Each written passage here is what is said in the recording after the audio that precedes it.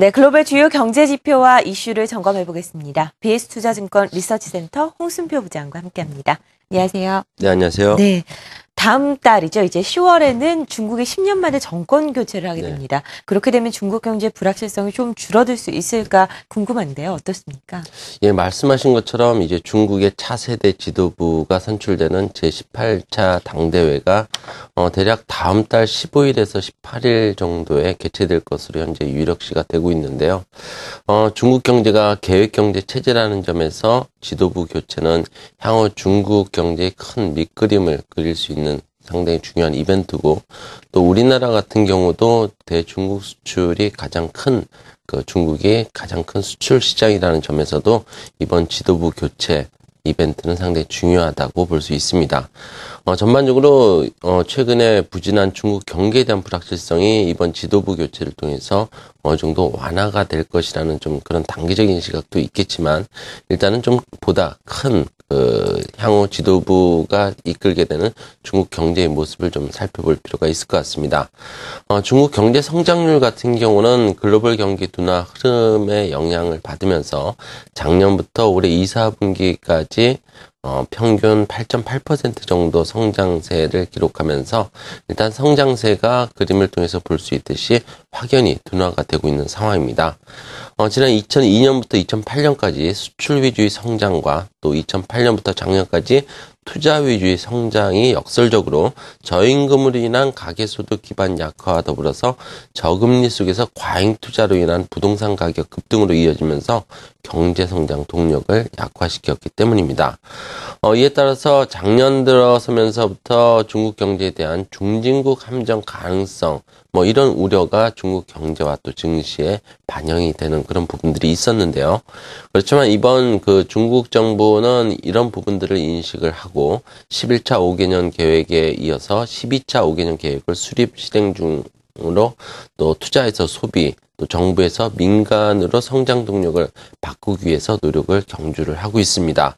결국 후진타오 정권보다는 정책의 실행성이 더 높아질 것으로 예상되는 시진핑 정권, 새로운 정권이 시작이 된다면은 중진국 함정 우려를 비롯해서 중국 경제를 둘러싼 불확실성은 어느 정도 완화될 것이라는 전망을 해볼 수 있겠습니다.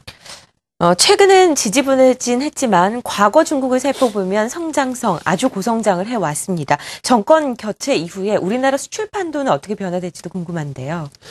예, 지난 1960년 이후에 우리나라를 비롯해서 중국 등의 국가들은 값싼 노동력이라든지 또 자본을 기초해서 고성장세를 기록한 바가 있습니다.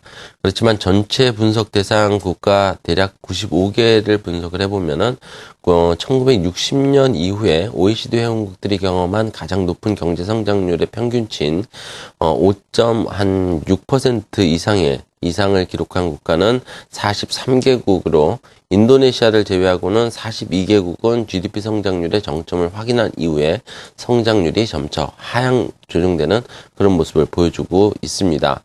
특히 일본, 홍콩 등 보다 높은 경제 개발로 넘어가는 과정에서 도시화율 진행과 또 노동비용 상승에 따라서 생산성 약화를 경험을 했고요. 또 반대로 노동비용 증가가 내수여력 확대로 이어지면서 필연적으로 내수 구조의 변화를 가져온 것으로 분석이 되고 있습니다. 따라서 중국의 내수 확대 정책은 높은 개발 경제로 넘어가는 과정에서의 자연스러운 그런 좀 현상으로 받아들일 수 있겠고요. 또 향후 중국 경제 성장에 대한 눈높이는 어느 정도 좀 낮출 필요도 있을 것으로 판단이 됩니다. 중국은 정책적으로 매년 임금 상승률을 13% 수준으로 유도하겠다고 이미 밝힌 바가 있기 때문에 임금 상승에 따라서 가계 소비, 즉 내수 확대가 충분히 기대 가능하다라고 볼 수 있습니다. 더불어서 지난 2010년 기준으로 50% 수준을 하회하는 중국의 도시화율을 고려한다면 자본 투입 위주의 양적 성장세를 당분간 지속 가능한 그런 부분들이 있고요. 내수 확대 가능성은 더욱 커질 것으로 예상이 됩니다. 이런 좀 종합적인 부분들을 고려한다면 중국의 경제 성장세는 앞으로도 지속 가능하고, 다만 절대적인 수준 자체는 다소 좀 낮아질 것이라는 점을 고려를 해본다면은, 일단 이번 중국의 새로운 정권 출범 이후에 우리나라의 대중 수출은 소비재를 중심으로 수출 증가의 그 가능성을 높일 것으로 판단을 해볼 수 있습니다. 작년 중에 2005년 대비해서 중국의 수입 시장에서 제품별로 점유율이 높아진 휴대폰, 또 반도체 산업의 경쟁력이 중국의 수입 시장에서 기존의 다른 주력 제품들보다 상대적으로 더 강한 우위를 점할 수 있을 것으로 좀 긍정적인 좀 전망을 해볼 수 있겠습니다. 네, 국내 시장에 대한 전략 세워보도록 하겠습니다. 기관 매도로 이틀째 하락세를 기록을 했는데요. 1980선에서 마감이 됐습니다. 시장에 대한 전략 어떻게 세우는 것이 좋을까요? 예, 사실 지난 QE3가 단행된 네. 이후에 뭐 미국도 그렇고 우리나라 증시, 대부분 글로벌 증시가 다소 좀 부진한 흐름을 보여주고는 있습니다.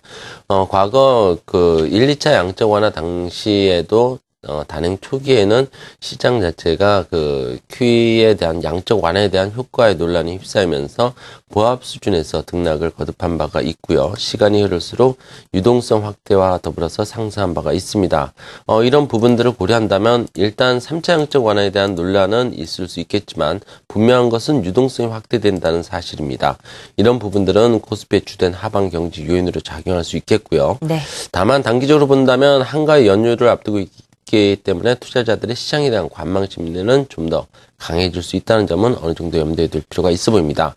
따라서 단기적으로는 재료를 수반한 중소형주 중심의 전략도 고려 가능하지만 중기적인 시각에서는 여전히 시장의 주도주 개념인 IT라든지 자동차 그리고 연말을 겨냥했을 땐 정유 업종에 대해서 좀 관심을 유지할 필요가 있어 보입니다. 네, 국내 시장에 대한 전략까지 세워봤습니다. BS투자증권 리서치센터 홍순표 부장과 함께했습니다. 말씀 고맙습니다. 네, 감사합니다.